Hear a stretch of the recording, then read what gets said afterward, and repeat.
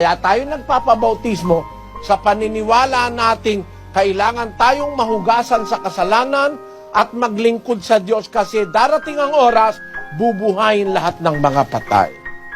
Yun ang hindi naintindihan ng Mormons. Sa Mormons, ang binabautismohan yung patay. Hindi. Kung yung patay nabautismohan ay, ba't mo babautismohan pa? Bago sana dumating yung araw na yon, magpabautismo tayo. Maglingkod tayo sa Diyos, gumawa tayo ng mabuti, sapagkat darating din ang araw, ikaw din ganyan. Una-una lang tayo. Kaya lang ang masama sa ibang tao, una-una talaga tayo dyan eh. Yung ibang tao nagtutulakan eh.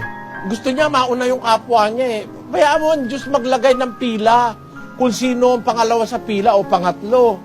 O di ba? Malay natin, di naman natin alam ang bukas eh.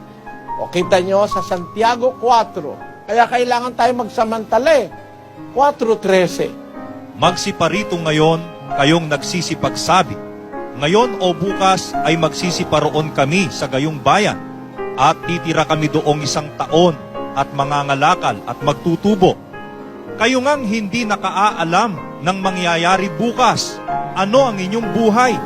Kayo nga'y isang singaw na sa sandaling panahon ay lumilitaw at pagdakay napapawi.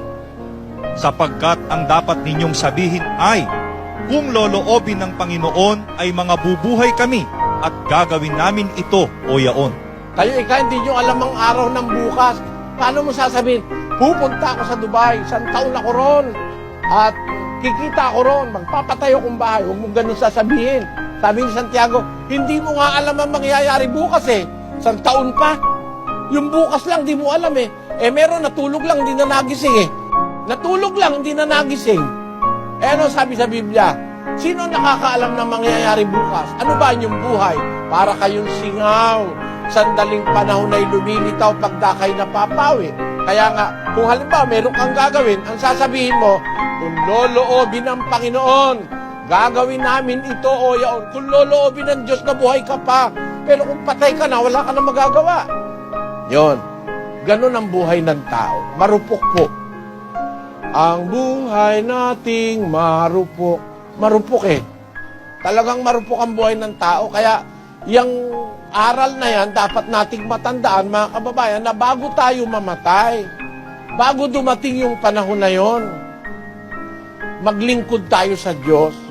Mas maganda kung bata pa tayo, maglingkod na tayo.